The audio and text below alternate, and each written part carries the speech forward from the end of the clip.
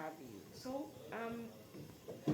to begin with, could you please tell us and tell me and our listeners a bit about your background and how you became interested in science and technology? Okay, so I'm Stephen Moore. I'm currently a senior lecturer at the University of Cape Coast and also a founder for the Ghana NLP. I did my bachelor's at KNUST. I did mathematics. Then I got a European Union scholarship to go to Germany to do a master program. And so I did a master program in Germany and then went to Austria as well. I did a master program as well in Austria, then a PhD, all in mathematics. But in Germany, I did industrial mathematics, and then in Austria, I did technical mathematics. Hmm. Then I did a PhD in computational mathematics. Okay. So that basically is my background, where I'm coming from. Okay. Okay. So that has been the journey Yes, for you. You are a lecturer at UCC, I'm a lecturer at as I UCC. mentioned earlier. Now, how does your academic work intersect with your passion and your interest in tech and AI and all that? Yeah, so I live because I lived in Europe where there is a lot of Yeah. multiculturality, diversity as Yes. well, different languages, different cultures. Mm. Traveling around Europe as well gives me a bit of the need for understanding and the need for language understanding properly. If you move from Austria to Germany to Switzerland to Italy to France, you see that everyone has their own language. Even to Estonia, where there are about 1 million people, Yeah. 500,000 people, they have their own language. They build their culture around their languages, and which allows them to develop many things and which allows them to also understand the things that they need as a society and to develop it as well. So, having lived in Europe for over 12 years, when I moved back to Ghana to start teaching at the University of Cape Coast, one of the things that I thought about was how we can make language accessible, or how we can make everything in the society accessible to the layman, the person who has not been to school, the person who has not sat in the classroom before. How can they have access to technology? How can they have access to daily news that someone is not trying to translate in a way they prefer to them, but they can easily do that on their own? And Mm-hmm. this is where, for me, the language comes in and becomes very important as Okay. well. So you are um, the one of the founders for Ghana NLP. Yes. What is Ghana NLP in the first place, and what necessitated its creation? So Ghana NLP, the NLP there means natural language processing. Okay. So Natural language processing. processing. So Okay. natural language processing is part of the artificial intelligence family. Okay. So it's one of the techniques that is underlining plays part in the artificial intelligence family. It is what necessitated and brought about things like ChatGPT and deep and stuffs like this. So it's one of the really critical tools that I thought, oh, this was going to be an important tool for development of language technologies. But it is not just, and honestly, it's not just for language technologies. It's for many things, for image technologies, for health technologies, agri technologies. So it's really one of the tools that underline a lot of the modern day artificial intelligence boom. Okay. Of course, I'm one of the founders. When I moved to Ghana in 2018, late 2018, um, I started having some seminars. I supervised some master students in one of the universities, and then one of the topics the students worked on was trying to get customer service understanding when customers submit their reviews, how to use these reviews as a way of developing and improving the services industry. So one of the students who I supervised did this work, and then it came to mind, why not? How can't we do that in the local Yeah. language? So at the same time, a colleague of mine in the US, he was also doing something similar. So when I sent him this message, we had this chat. He came down, he gave us a talk, and then we kickstarted this idea of Ghana Natural Language Processing. So it's a volunteer community there are a lot of volunteers who are teachers, who are linguists, who are engineers, not just in Ghana. Some are in Europe, some are in US, some are in Asia, who are all working and playing part of building this community. And we do train people as well in these technologies as well. And so we try to train people in our community, in the society, that is not just the tool that we want to develop, but we want to make sure that there are many people who understand this technology and can use it to develop their own things as well. Okay, and how long did it take to develop this app? So we started development in 2020, September. We formed Ghana NLP in 2020, September. And then in 2021, February, we put out some of the first models. So it's an open source community. So when we started, we did collect data, we shared the data to the public. We started developing models to translate these languages. Then we started improving and building what we felt was necessary for the society, which is the Khaya AI translator. And what has been the response? How easy has it been for people to access it and now use it as well? Yeah, I mean I'm always excited when I travel around and go to universities or places to give talks, and then I hear someone saying, I don't speak Tree, but I've been using your translator to help my children's homework in Tree. And then this is what makes me feel excited about it. It is not only Ghanaian languages that are there. It's Ghanaian, Nigerian, as well as Kenyan languages. So there are 11 languages which are currently there. And this year we are adding more languages: Swahili, Hausa, and some other languages that we're trying to bring Okay, on so board. for the Ghanaian languages, which languages are on there at the So, moment? so for Ghanaian languages, we have Tree, Ashanti Tree, we have Fanti, we have Gan, we have Ewe, we have Kusal, we have Guruni, we have Dagbani, we have yeah, I think we have Guruni, Dagba. Yeah, so there are about 7 Ghanaian languages there. That's fantastic. I definitely would want to try it out when we are done with the show. So, how does it work? I've always been intrigued that you put in one language and you ask for a translation in another language and they say, well, how is that done? Yeah, so this is there is a technology, is a Yes. technique. We so first, if you want to go into this aspect of things, we you need to do Python training, machine learning training, and then we give you this idea of how to develop these things. Okay. So there's a lot of programming involved. We do a lot of program training as well. So that is, but first, the most critical things in order to do this is data collection. So we have a lot of linguists we work with. So if we want to do Tree or Nzima or any other language, we need to go to the community. We need to find a lot of linguists, people who speak the language, people who understand the language. Then we hire them, we pay them, and we give them the task to translate several sentences in their own language, not one or two people. We need to get the same translation from 3, 4, 5 people. It is not just a test. We also have speech, so you can talk and then it will translate it into another language as well.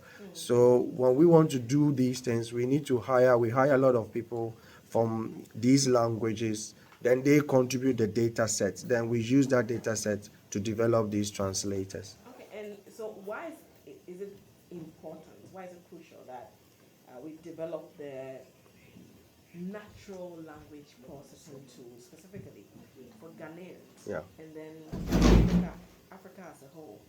So if you go online and for instance you type Khaya AI, so Khaya AI, Khaya is Khaya, and then AI. So if you type that, Is it uh, a Ghanaian word?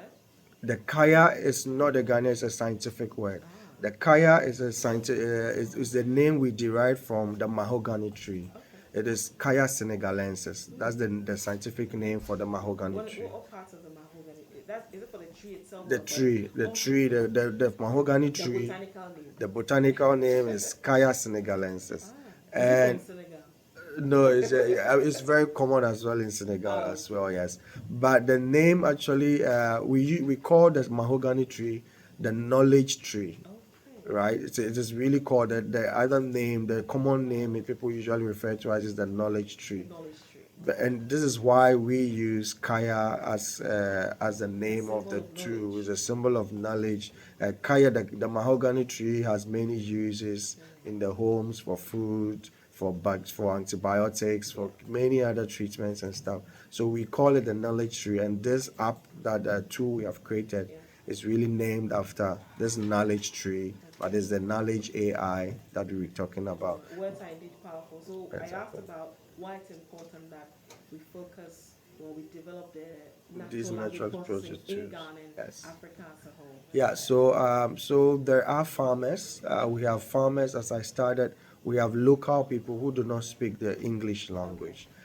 To make things accessible to such people, we need to have such tools, tools that will be able to reach out to them in their own language, and this has a huge impact. For instance, I tell people all the time, we speak English, but if I tell you I love you, it's you feel like, oh, that's nice. But if I say it in Chi, oh, me dog parts and what's in the way, like it has a different touch to it. Exactly. It has a different, it connotes it. It really goes straight to the heart, Yeah. and this is what languages do. So language has a way of reaching out to people in a way that if it is in their native language, they relate to the issues, they relate to the importance of these things. And that is why having these tools, or having tools that make things accessible in the language, is very important. So I was in the courtroom. We did a demonstration in courtroom in Kenya, where you just, because in the courtroom processes, for instance, test is very important. Yeah. So no matter what, they still must keep a test document.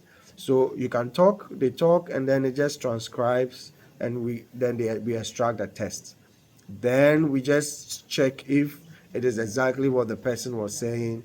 Then we realized when we did it in Kenya in Kikuyu, it was really like 100% performance. And this is what we're trying to do. So now even journalists can just copy news items from BBC or from CNN, paste it there, get a local version in any of the languages, and just let people see. But the essence is the local person can also do the same, Yeah. because they can just copy the information from any news article they see. Oh, maybe this is interesting. I want to know what they are saying. Then they paste it. They can just get it translated in their own language. That's not the only thing. But you can imagine, you can think of the possibility of watching a movie and then now listening to the movie in your own language, and this becomes easy for you to follow many things, and not like the ones we currently see on TV, which is like a dubbed over, and then they Yes. try to put in their own words and sentences. But if you can really get it in a natural sense, then this becomes very powerful. You can watch any movie you want, you can read anything you want. Even if you cannot read it, you can listen to it, and then you get the understanding of whatever is going on. We have companies in Ghana who are using it to reach out to agriculture farmers in the rural communities. So they just send a text message, the text is converted to a speech, and then the farmers just listen to the instructions on these things. And this is how we are helping the society develop. So farmers who do not know about pesticides and they do not know these words, someone can will just take the words, what they should do. Maybe it's a rainy season, it's time to start growing maize or cassava. You can send this information, it is translated to the specific language of the farmer, and then he just listens to the instructions in that sense. And I'm sure implementing something like this did not come easy. Yes. What are some of the challenges you encountered? Yeah, so it's not easy. That's really true. I mean, when we started developing, of course, we did not have money, so we started using open data sets. So the open data sets means people who have done some work on data, who have put it out for public. We started using them, and one of them is really the JW300 data set. So the Jehovah Witness, they have this Awake series. Okay, It's yes. translated into about 300 global languages. and Tree is one of them. Not just Tree, even in Ghana, they have a lot of other languages in there. So we used that data. We took the data as well as the Bible. The Tree Bible is one of the really important documents as well.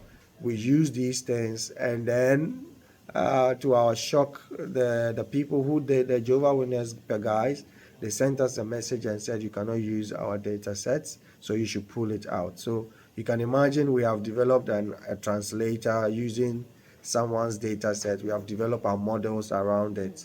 And then after some months, they send you a message and say, please don't use our data. And then comes issues because we did not understand there were licensing issues, and licensing issue comes with legal things. And we were very lucky they did not sue us because they were a European company, Europeans, and they probably didn't see some Africans to sue us or something like that.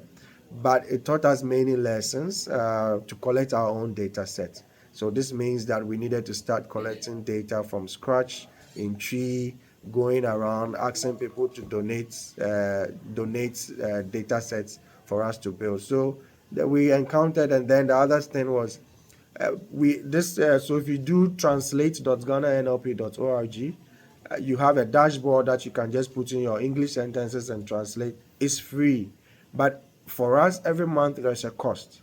We need to pay the cost for hosting. We need to pay the cost for how many people are using it. So if people decide to translate thousands and thousands of sentences, this comes at a huge cost to us every month, and we do not have anybody paying for that. We need to pay for this as well.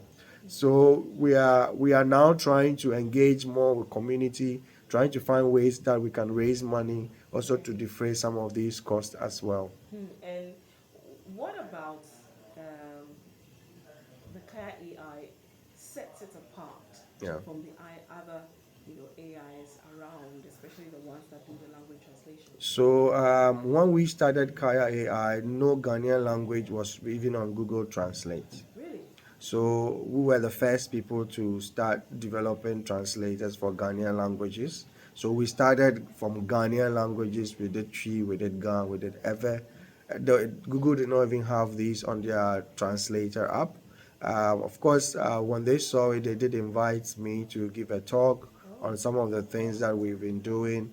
And then after that, we released some of the data sets for that we used to develop our stuff. We released it out there. That now became data sets for the whole community in general to also use. So it was after that that Google added Tree to their translator, and maybe now they are adding more because once the data set is available, anybody else can develop models around these things. So we have been pioneers in this from 2020 to 2020 when nobody was really looking at Ghanaian languages.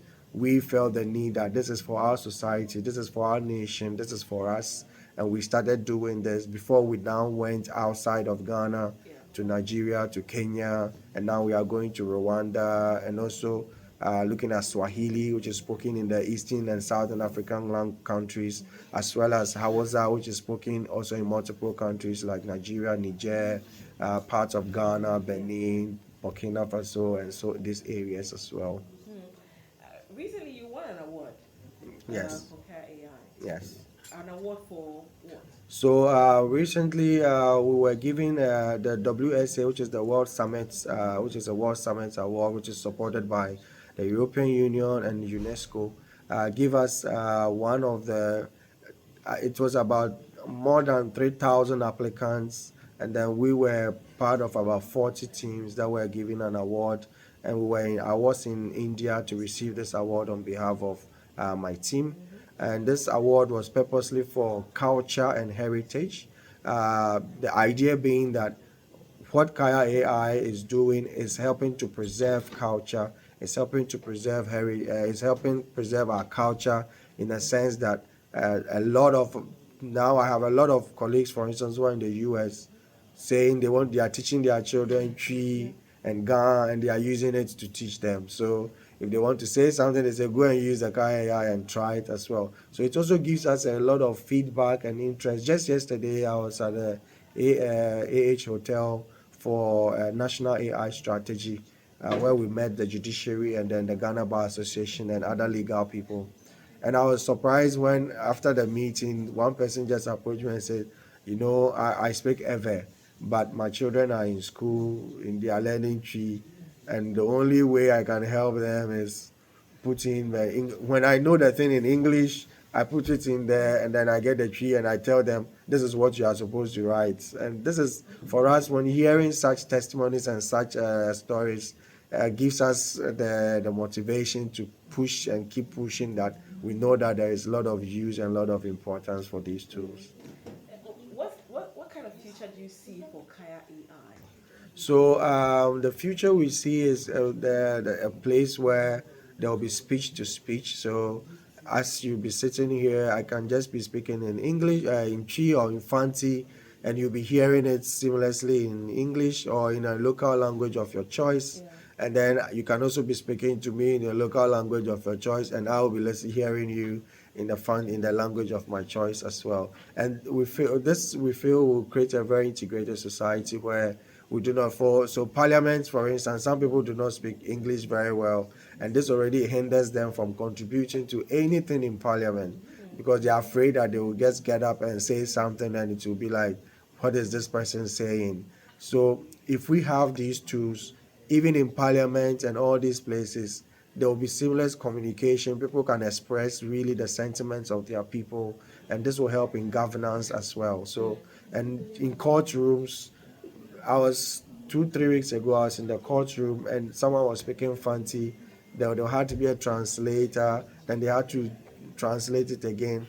And I was like, imagine this person changes the words the person is really saying, and the judge has to read the English version of that document. Wouldn't it create a disaster, because you'll be reading something that the person probably never said, Yeah.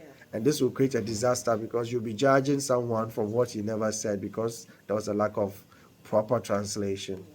And how do we get the app? So we have you can download it onto your app, onto your phone. We have Kaya an AI. Yeah, you just go in online and type Khaya AI. If you are using an Android, you can get it. If you are using an Apple phone, you can get it as well. If you do not want to also download the app, we have a dashboard that a browser you can type Kaya.ai, and then it will take you to the dashboard for you to also test and use it as well. Okay. And how do young people get involved? Do you offer opportunities for young people who want to explore? Yes, so we do offer opportunities for young people. We started a national service uptakes as well. So last year we took one national service person who is doing very fantastically well, and we are now developing his own products as well. And we are hoping this year. I've already put out a call for national service personnel who want to participate, but we usually, because we have to pay these people out on our own, we usually are very, very selective on the skill sets on the people who want to participate. The idea is that sometimes you have young people who are very good. So when they come on board and we introduce them to some of the things we do, then they also now develop their own products from what some of the things that we do. So Kaya AI has an API. So the API just means that companies can decide to go and buy the API, for instance, and integrate it into their systems or into their company for translation services and purposes as well. So we do take national service people. We also have volunteer organizations. So if you go to Ghana NLP, you can sign up to volunteer, and then when you sign up, we have a lot of teams. Then we decide which you tell us which of the team you want to participate in, that you want to learn what happens in those teams. We put you there, we give you some of the tasks to start working on, and then after some months we start giving you real tasks to work on. Mm. And as we bring the conversation to an end, for upcoming innovators and innovators in general, what do you have to tell them? So the area, especially for artificial intelligence, is fast evolving, and I'm very, very enthused. I'm very, very particular that we get more and more young people to participate in. I tell people, look for people who have expertise. If you are not finding them, you can still learn them at home. You can go to YouTube, for instance, and learn anything you want to learn. If you are having challenges, look for people who are in the space, or look for the ecosystem, people in the ecosystem, meetups. There are a lot of meetings, there are a lot of hangouts that you can go in and get to talk about some of the things you are experiencing, and then get to also learn new things. So, for instance, in Cape Coast now, together with Google, I'm training about 500 students on AI technologies, and this takes about 4 or 5 months that they go through step by step, many things that in the end they are able to now use Google's products to develop their own tools and products for themselves, and to also commercialize them as well. So, all right, I guess that will be it. Thank you so much for joining us. And you said we can get it on either Google Play or on the App You Store, can right? get it on Google Play. So it's Khaya Khaya AI, AI. and the Khaya Just is Khaya spelled is KHAYA, and then AI. okay. Yeah, KHAYA. YA. Khaya AI. Exactly.